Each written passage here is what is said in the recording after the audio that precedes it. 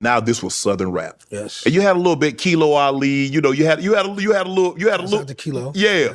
But this was the first time on a major stage. This was Southern rap. This was the introduction, the world to see Southern rap. And all of a sudden, this is our first big moment, and then they carrying on like this. What went through your mind? You really want to know? Yeah. Okay. So we were there, and of course you don't know if you're going to win or not. We just happened to be there. Correct. I don't think we had all gone to New York together before, maybe one other time, because the OutKast did a big listening party for that album release. So all this was in that same relative time.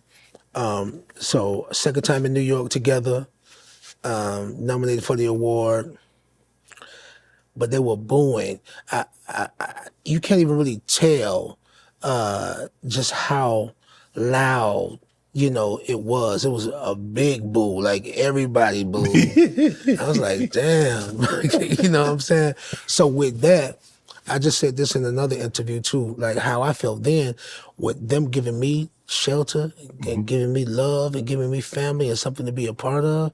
I wanted to defend it, So this is before I'm even, I had no gauge on self-worth or being, my asset was to throw myself into harm's way for the family. So that's basically what I was thinking. I wanted to fight, and we almost got to fighting. Damn. But not somebody trying to attack us personally. Right. It's just that when it was ending, dudes was coming over the coming over the aisle, the chairs, just trying to get up to the stage, and somebody was put their hand on my shoulder to balance themselves and jumping over. And I was like, get off me. And he looked back like he wanted, to fight with me. And then, we almost had a little altercation. That was the same night when Suge Knight said, if y'all want, go to me, and they don't want somebody y'all in your videos. Yeah. Snoop Dogg said, hey, East Coast ain't got no love for Death Row. Damn, there's a lot going on that night. It was tension. You see, Lo? But I'm going to tell you, boy, who was the deepest? Wu-Tang. Wu-Tang was the deepest. I know it was 150 of them. Did nobody want no problem with Staten Island that night, for sure. And they felt like the underdogs, and they felt like the outcasts too. Right. Like, because, they weren't necessarily being counted. Yes, yes. They had been in there for a minute, and they hadn't gotten the love and respect that they thought they deserved. So we kind of hit it off right away, and we became extended family and allies with Wu-Tang Clan. Okay. Yeah. You signed to L.A. Reid LaFace Records with Usher and TLC. I mean, really, Face and L.A., they're kind of like the pioneers, the godfather of putting Atlanta on the map. That's a fact. And you with Usher and you with TLC, and you're like, okay. What was it about that LA saw in you that says, you know what, bro, you could be solo. You're gonna have to do this on your own.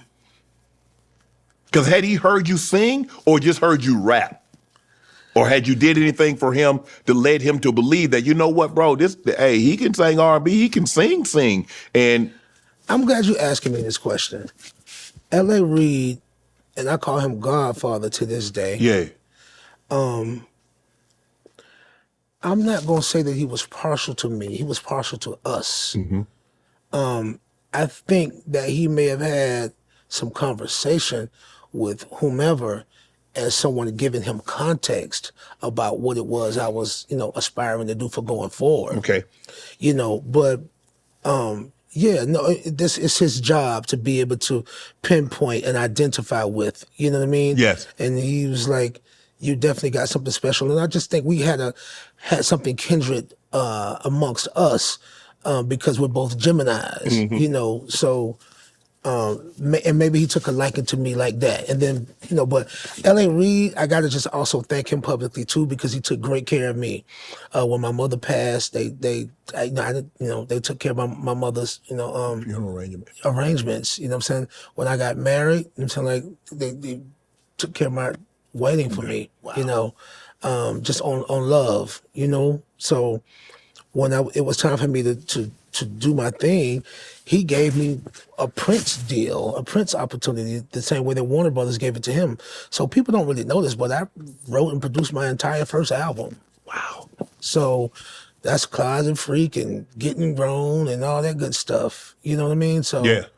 I don't know if people really knew that stuff. But yeah. So no, he did something that was, you know, bold and unique Yeah. and probably just it's just a rare occasion of really believing in something wholeheartedly and giving me the opportunity. So I'm always in his debt as well too. Thank him so much. R&B. What's going on with R&B? You hear a lot of people say R&B dead. And you know, it's not what it used to be. I'm not saying it's dead. It might be on life support, but it's not what it used to be. We don't have CeeLo, we don't have the voices that we once had. No, and I don't know if maybe it doesn't sell. I don't know if it's not sexy anymore. I don't know what it is.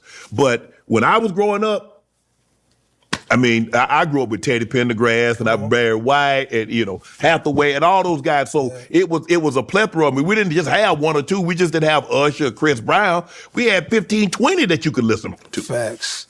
We were just talking about that in the car on the way over here. And I'm going to admit this publicly. I don't really like R&B. I don't consider myself to be an R&B artist. I don't know what people think of me. I feel like if I classify in any genre, I think I'm an alternative artist. Yeah, You know what I okay. mean? I have these are the interpretive arts. Yeah. I like to say. You know what I Okay. mean? So, but maybe I mean it this way. Maybe I don't like what it's become. Okay. You know what I mean? Yes. But all things could be better if just for balance. You know what I mean? Yes. Like, it's just it's too much of one thing, Not enough of another. not enough variety. You know what I'm saying? Mm-hmm. And I think that's how I end up trying to do so much, and maybe it's just far reaching as far as my own personal plight Mm-hmm. or career is concerned. I'm trying to do everything just to represent those voids or fill those voids. Mm-hmm. You know, so no, but I'm thinking about the OJs and, Yeah. you know, we did songs like, you know, it was just, like, you know, family reunion.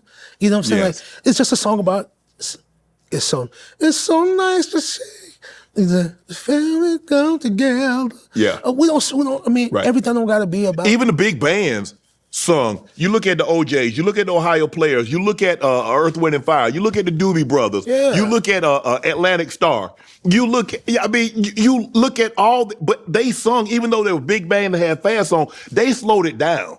And oh my goodness,